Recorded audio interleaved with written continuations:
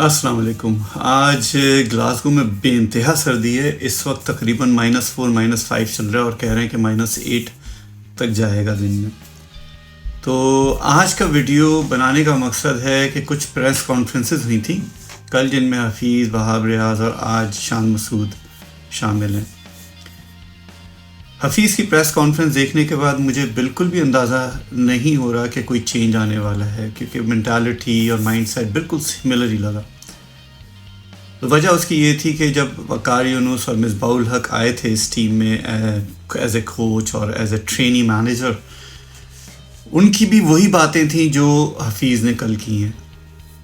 और मुझे ज़रा बराबर भी कोई शक नहीं है कि जब आप बाहर होते हैं मैनेजमेंट से तो आपकी जो सोच होती है वो बिल्कुल मुख्तलिफ होती है, लेकिन जब आपको कोई चांस मिल जाता है मैनेजमेंट में आने के बाद तो फिर आप उन्हीं के रंग में रंगना शुरू हो जाते हैं, जो मुझे नज़र भी आया।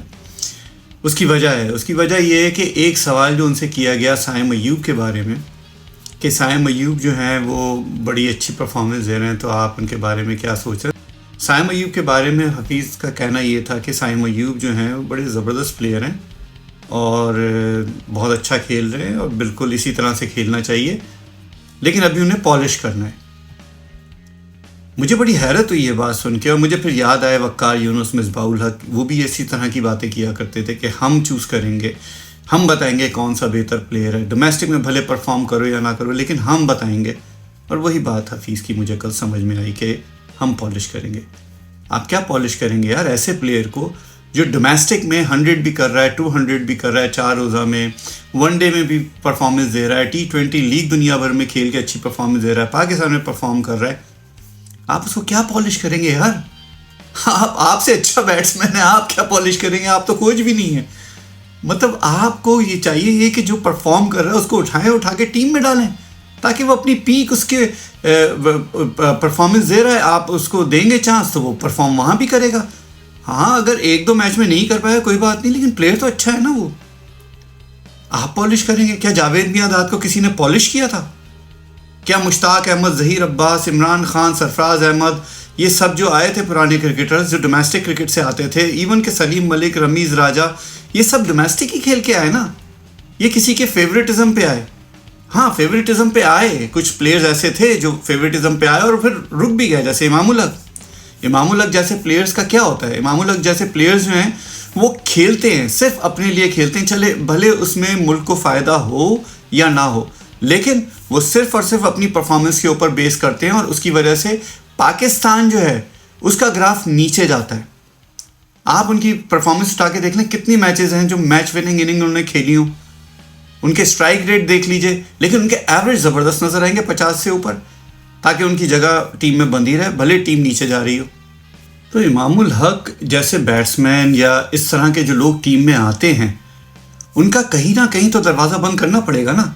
उस दरवाजे को बंद करने के लिए आपको नया कोई स्टैंडर्ड बनाना पड़ेगा कि जिसकी बुनियाद पे जो डोमेस्टिक क्रिकेट लड़के खेल रहे हैं उनको क्लियर हो कि हम अगर परफॉर्म करेंगे तो हम टीम में आएंगे, हमें परफॉर्मेंस कैसी देनी है। हाँ, उनको पता होगा कि फेवरेटिज्म नहीं होगा, वरना जो अब तक होता रहा है फेवरेटिज्म कि अपनी मर्ज़ी से वकार यूनुस, मिसबाउल हक और उनसे पहले भी और इनके बाद भी इंज़मामुल हक अपनी मर्ज़ी से टीम में लेके आते रहे प्लेयर्स को। अब मुझे ये बताइए कि कप्तानी का जो मेरिट है इस वक्त, कौन है मेरिट के ऊपर जो कप्तान बनना चाहिए? सिंपल सा जवाब है उसका, सरफराज अहमद। टेस्ट क्रिकेट में कोई इसमें डाउट ही नहीं है, लेकिन उसको नहीं बनाएंगे। शान मसूद को उन्होंने बनाया है, मुझे वो बुरा नहीं लग रहा है क्योंकि उसने थोड़ी बहुत कप्तानी की है, लेकिन सरफराज के होते हुए होना ये चाहिए था कि सरफराज को कप्तान बनाते, शान मसूद को वाइस कप्तान बनाते, जो कि वो कराची की तरफ से कर भी रहे हैं, कि उससे वो फिर सीखने का मौका मिलता है। 1-2-3 साल के बाद सरफराज का जब टाइम हो जाता पूरा तो फिर शान मसूद रेडी होते कप्तानी के लिए, या 1 साल के बाद, लेकिन ऐसा नहीं हुआ। यही काम ये उस वक्त कर सकते थे जब सरफराज को इन्होंने टीम से निकाला था। मेरा सवाल इनसे ये है कि सरफराज की परफॉर्मेंस जो थी as a team player, as a कप्तान, क्या बाबर आजम से बुरी थी या बेहतर थी? तो फिर बाबर आजम अभी भी कप्तानी हटने के बाद भी टीम के अंदर मौजूद हैं, लेकिन सरफराज को पूरे तीनों फॉर्मेट से, कप्तानी से भी हटाया गया और टीम से भी निकाल दिया गया।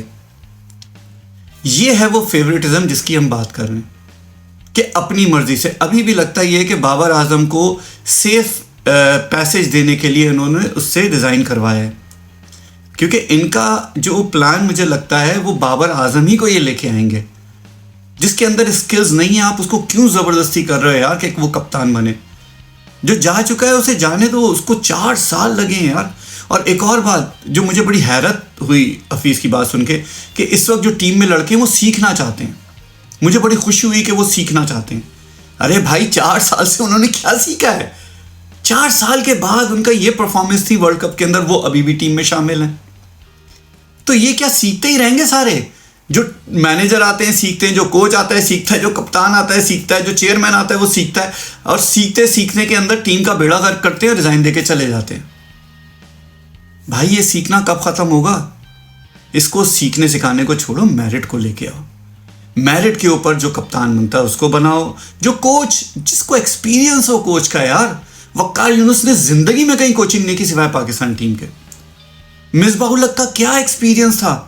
उसको कितने सारे इन्होंने डेजिग्नेशन दे दिए थे, क्या किया उसने? टीम का बेड़ा गर्क कर दिया। कप्तान, उसको नंबर 1 कप्तान कहते हैं, उससे ज़्यादा डिफेंसिव कप्तान पाकिस्तान की हिस्ट्री में नहीं आया। जो मैच जब जाता था खेलने तो वो जीतने के लिए नहीं, मैच बचाने के सोच से सोचता था। वो इस तरह से कप्तानी होती है यार। मेरा ख्याल है कि ये मेरिट जो है जब तक नहीं आएगा पाकिस्तान के सिस्टम में तब तक कुछ नहीं हो सकता। ये बात भी ठीक है कि हम लोगों का जो एक वो एक जो माइंडसेट है हमारी कौम का, चौधराहट का, कि जो भी जिस आदमी को भी पावर मिलती है वो चौधरी बन जाता है, और फिर वो ये नहीं सोचता कि सही और गलत क्या है। फिर वो अपनी सीट को बचाने के लिए हर वो फैसले करता है जो कि गलत हो या सही हो, उससे उसको कोई फ़र्क नहीं पड़ता। सब अपने अपने फ़ायदों का सोच रहे होते हैं। अभी चैम्पियंस ट्रॉफ़ी की बातें हो रही हैं पाकिस्तान में कि चैम्पियंस ट्रॉफ़ी पाकिस्तान में होनी चाहिए। कोई कह रहा है हाइब्रिड होगी, कोई कह रहा है हम करवा नहीं सकते, कोई कह रहा है पीसीबी इसमें इतना इंटरेस्टेड नहीं है, कोई कह रहा है पीसीबी कोशिश नहीं कर रहा है। हज़ार किस्म की बातें। पीसीबी क्यों नहीं एक स्टांस लेता चैम्पियंस ट्रॉफ़ी पे? एक आके बात क्यों नहीं कर देता ताकि मीडिया के ऊपर ये सारी कहानियाँ ख़त्म हो जाएं? वजह उसकी क्या है? क्योंकि उनके मेरिट पे लोग नहीं हैं। पॉलिटिकली मोटिवेटेड लोग आते हैं और वो आके अपना फ़ायदा देख रहे होते हैं पॉलिटिक्स का। पाकिस्तान क्रिकेट का कोई नहीं सोच रहा होता।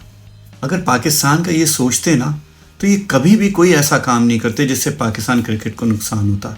और सबसे पहला काम ये करते कि ऊपर से लेके नीचे तक मेरिट को इम्प्लीमेंट करने की कोशिश करते, लेकिन ऐसा नहीं होता।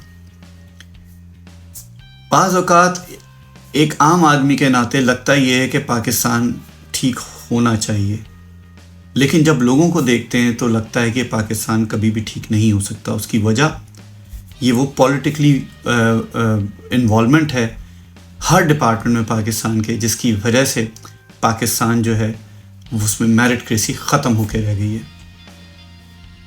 Thank you.